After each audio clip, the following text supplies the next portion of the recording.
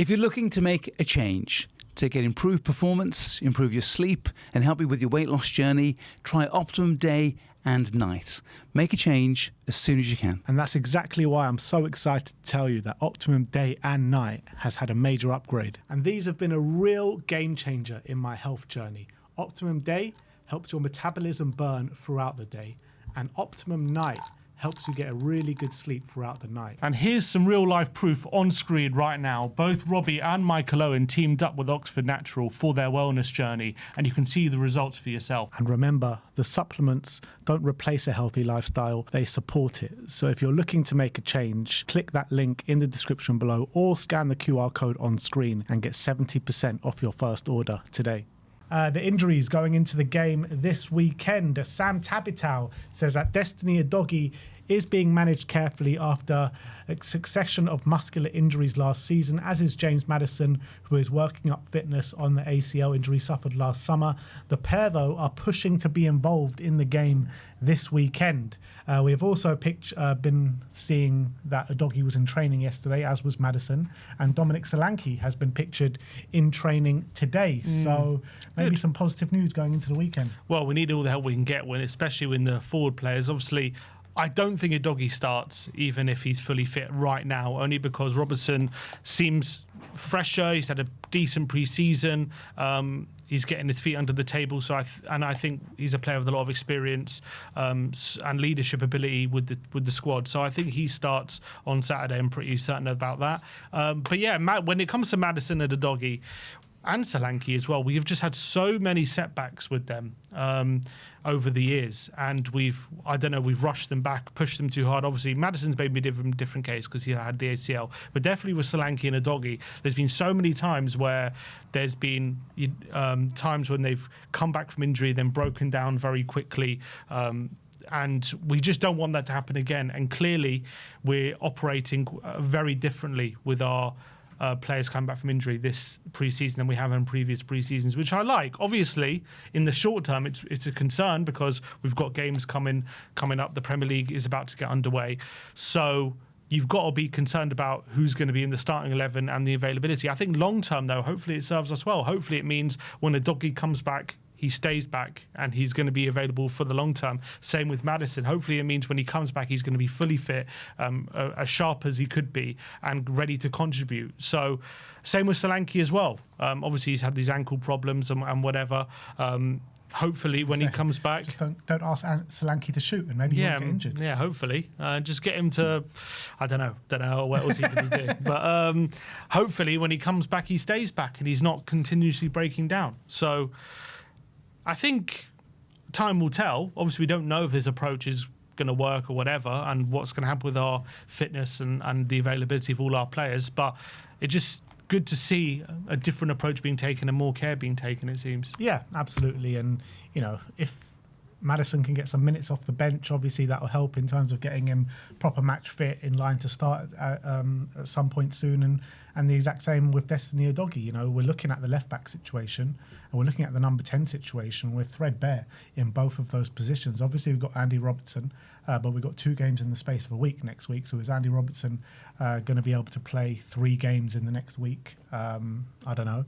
And got Sousa there. Yeah, we got Sousa as well. So we just don't know about Sousa, do we? No. Like, I wouldn't be surprised if, come that game in a week's time or 2 weeks' time after the transfer window shuts, Sousa's out on loan somewhere. You know what I mean? So I guess, can we actually let Sousa go out on loan with the situation with Destiny? Probably not. Depends what they think. I mean, he's back in training, so if they're confident we can keep him fit, then yeah, send him on loan. I don't think it's an issue. Obviously, Robertson's also there. So I don't think it's a massive issue, but it just depends on what's going on with Destiny at the moment. Regardless of what they think, they know of his history. You know what I mean? So with a player of that kind of history, can you be so sure that he's going to spend like the majority of the season injury-free? No, but he's also got help with Robertson, so hopefully the burden isn't going to be as high on him as it has been in previous seasons whenever he's fit, whenever he's available, he has to be in the starting 11, and not just that, like playing most minutes as well, doesn't get taken off. So I think hopefully the signing of Robertson's really going to help with his destiny, not just manage his load. I think it's going to help manage his fitness. So I think it's all right. And personally, again, same with a lot of other deals. Yeah, keep Suso around if you think he's going to get minutes, but if not, send him out on loan. Yeah, it could be a case of what we've said about Mikey Moore. First 6 months of the season, and then in January assess it. Let's talk about some potential transfers now. And but just quickly on Solanke, good. It's good that he's fit for the weekend because obviously, well, let's see if he's fit for the weekend. But it's really good he's back in training and ahead of the new season because I really don't want another situation like last season when literally we were hearing going into the season, oh, he's going to be fit, he's not going to be fit. Oh, then like 1 week, 2 week, 3 week, it was like, oh, he's going to be fit next week, next week, and then 6 months later, like we hadn't seen him. And so it was a ridiculous situation. So I really hope he's involved game week 1 just to make sure he's like getting the season underway. Yeah, and you never know if he's fit and gets a few minutes. Maybe he's in line for a bit of a sale in the last week of the transfer window. Let's talk about Pedro Neto. Fabrizio Romano says that Tottenham have Pedro Neto on their list if the Savinho deal doesn't happen. So Pedro Neto on Tottenham list and remains on Tottenham list in case something happens with Savinho. And the Pedro Neto is on the list at Al Hilal as a possibility. Also in the case, depending on opportunities, he is not the only name for Al Hilal, but is a name. So let's see how the dominoes of wingers fall. But for sure, Pedro Neto is on Tottenham and Al Hilal's list. He was on Manchester City's list, and contacts were made a few weeks ago, but they consider Pedro Neto too expensive for Man City. And I'm thinking of the Man City situation. I mean, they are like kind of down to bare bones at the moment, on the wings. They've sold so many central midfielders. Nico Gonzalez looking to go out of the door. And as of this point, as of today, they've only brought in Elliot Anderson. Obviously, there's been rumours of Buadi and rumours of Enzo Fernandez as well. But I'm talking about right here, right now, in line to start the games this weekend. So you're looking at the squad building going on at Man City. It doesn't look convincing at this moment in time. And surely if they're going to bring in a winger, you would think they probably would have to overpay at this point in the market. Like, who are they actually going to bring in? The same like that all clubs are going through the similar issues right now. You're looking at Liverpool, they're going to pay excessive amounts for Barcola and Mbaye. You're looking at Arsenal, they tried so hard to get Vinicius Jr. through the line. No one else kind of after that. Tottenham obviously going through what we're going through. So like all the top clubs looking to bring in wingers, but not much movement happening. Which is why there's clearly the Savinho deal was on hold, and because it's very difficult, the market is really, really tough to find the quality that you need. So I think Man City are trying their hardest to turn Savinho's mind around. Obviously, Doku's now injured, so maybe there's even opportunity for him to start some games. Currently, he's not in training, so that obviously has to change. But I think Man City are looking at the situation like, are we really going to spend all this money on Neto when we have Savinho right here who may be just as good as him right now or could be better than him? So I can understand their point of view. When it comes to Neto, I think if Savinho breaks down, I think we could definitely do a lot worse than Pedro Neto. I don't think he's a bad player.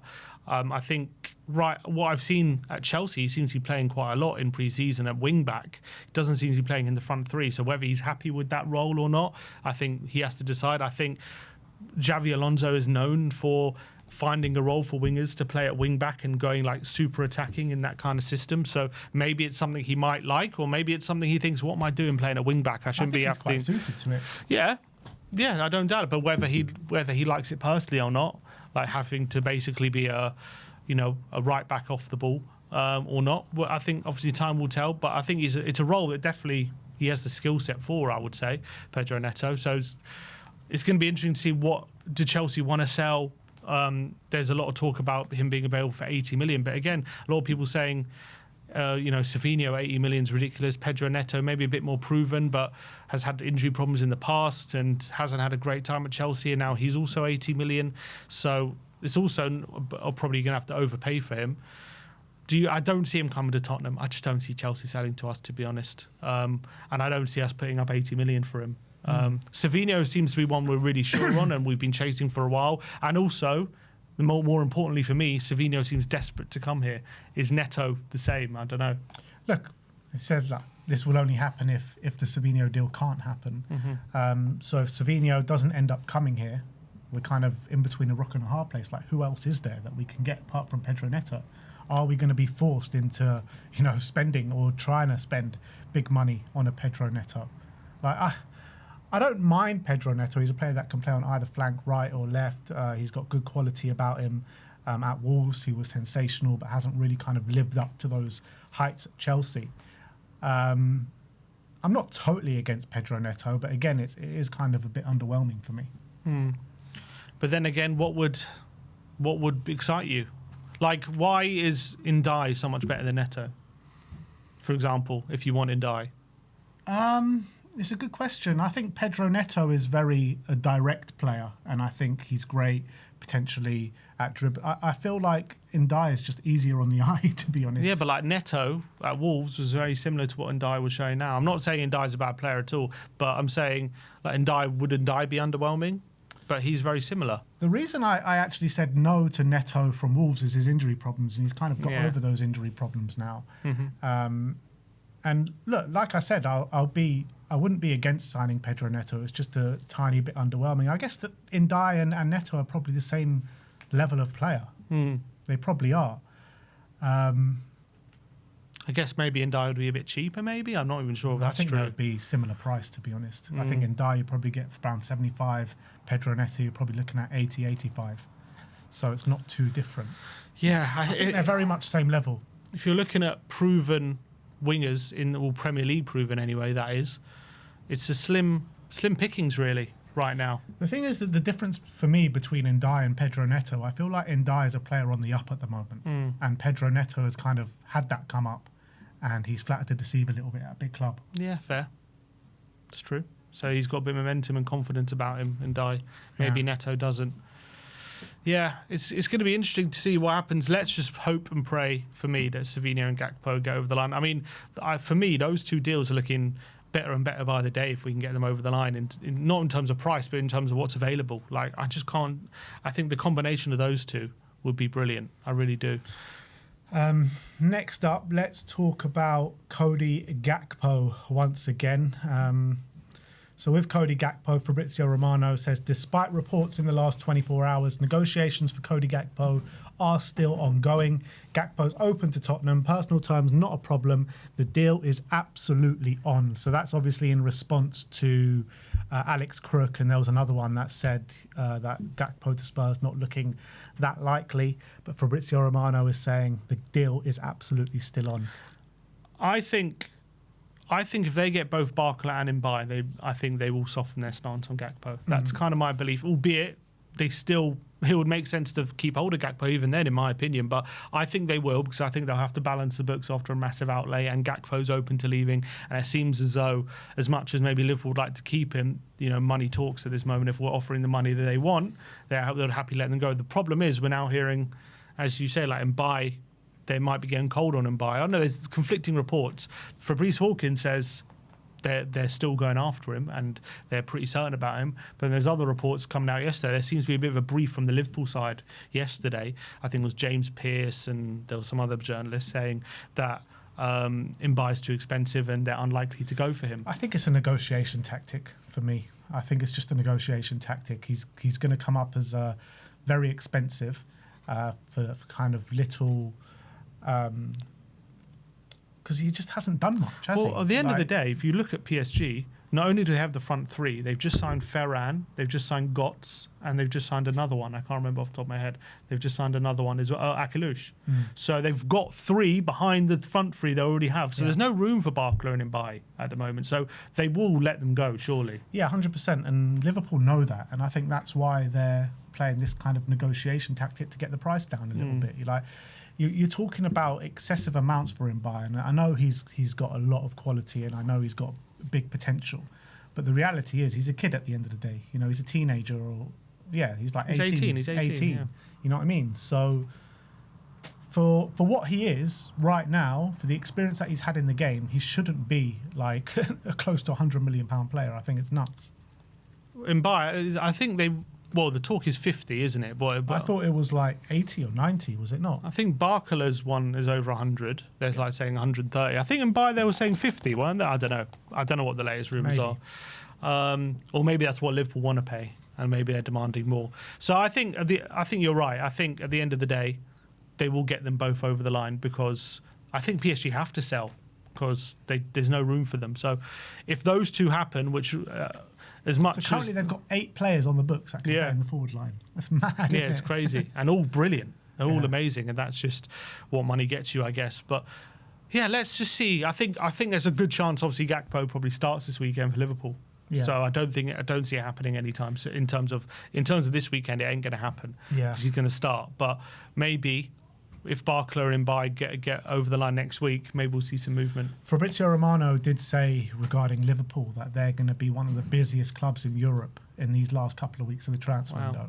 So let's see what they kind of do. I assume 2 of those players will be Mbaye and Barcola, and then maybe some other ones are going to come in as well, because we did a video on the Ball a couple of weeks ago saying they've just got so many holes in that squad. They've got defenders in now, so Jake came in the summer, and also Roland Araujo as well.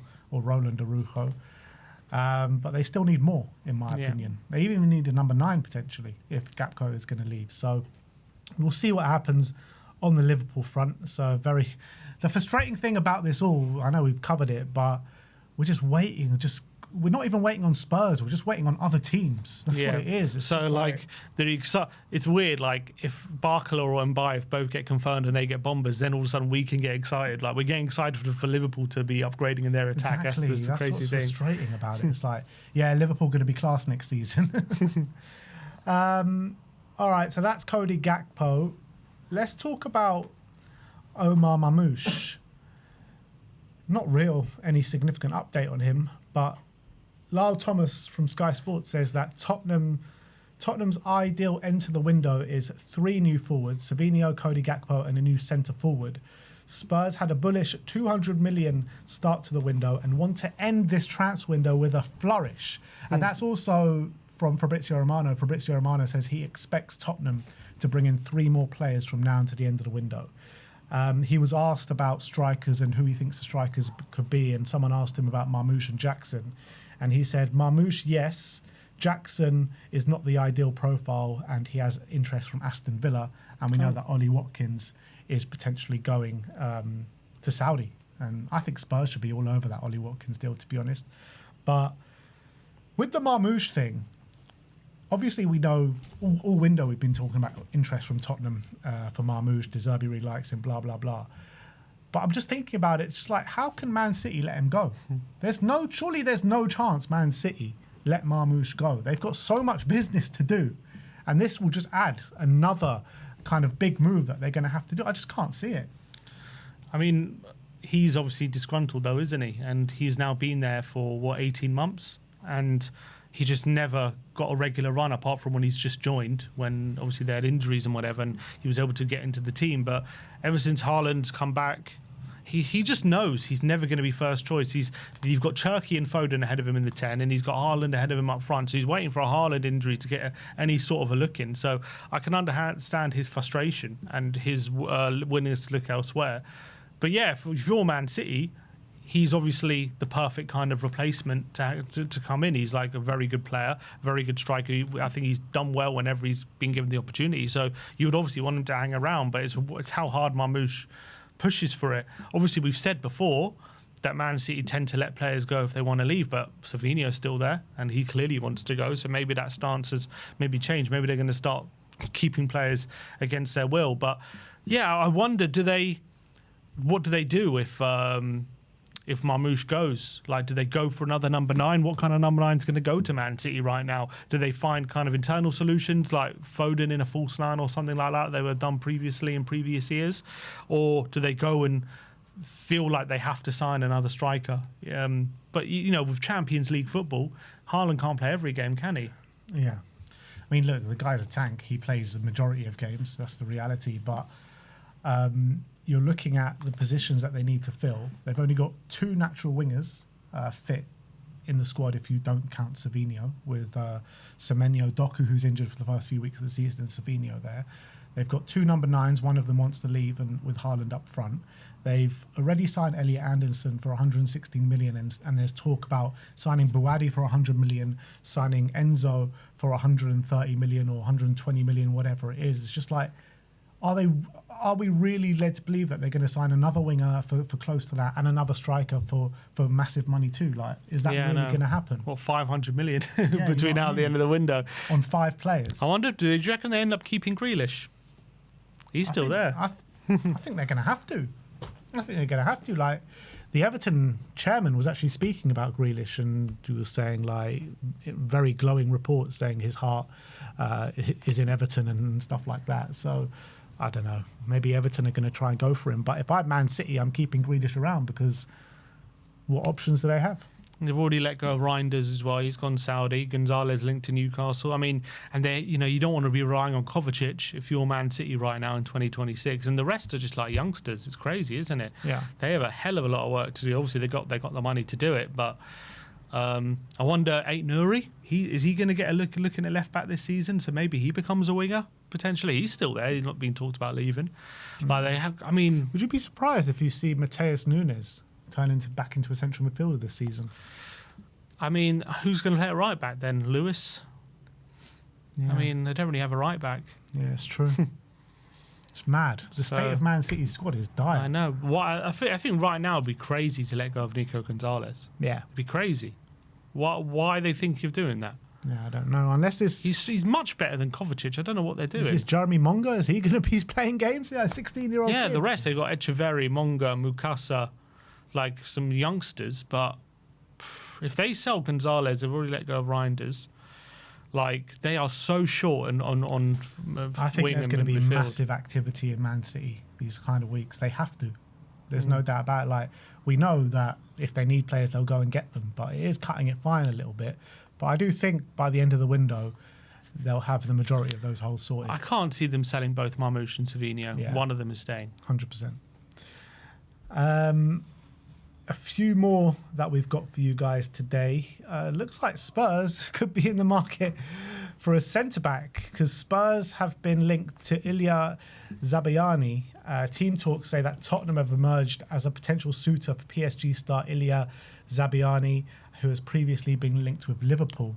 I mean, the Liverpool one did make sense, but now they've got Araujo, maybe not.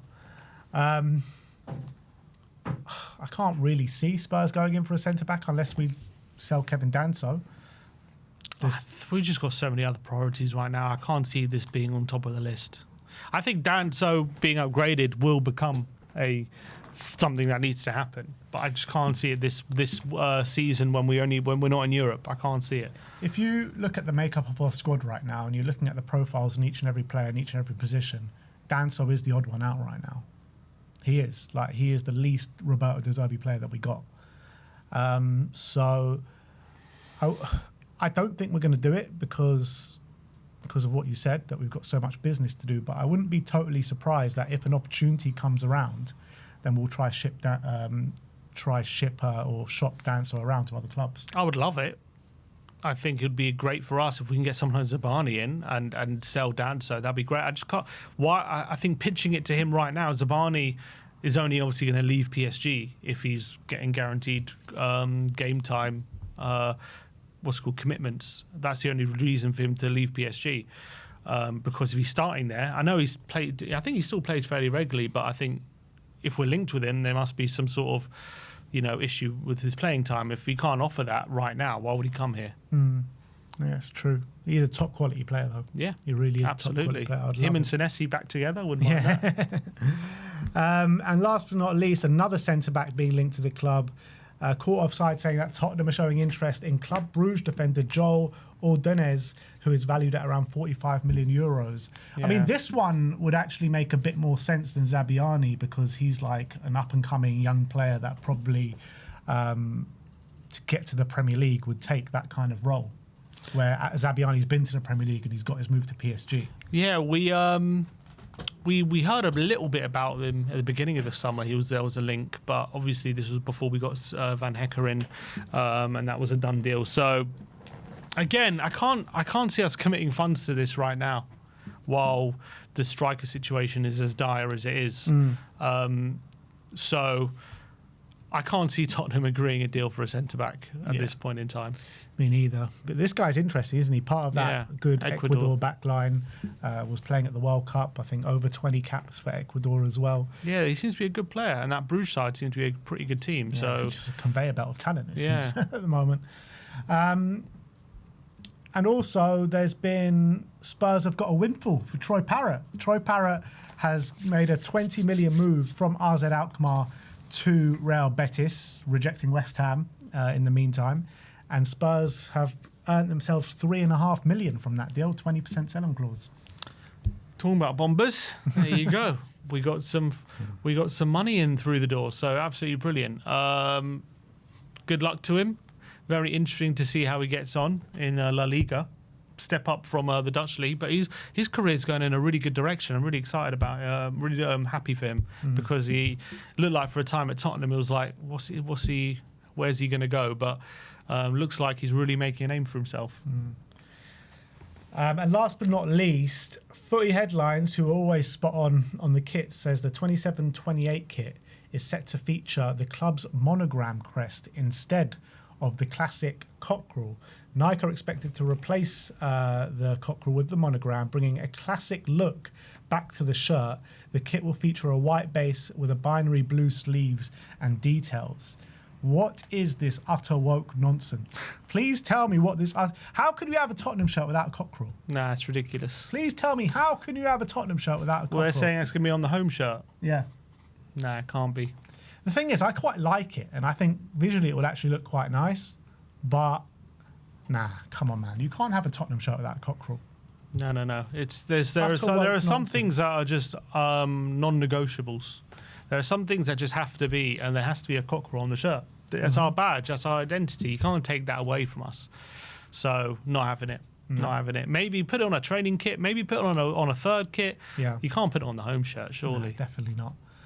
So it looks like Spurs are ditching the cockerel for next season, which is crazy. Crazy. Wow. But anyway, that is your Tottenham update for today. Let me know in the comment section below your thoughts regarding all the news stories that we have brought you today.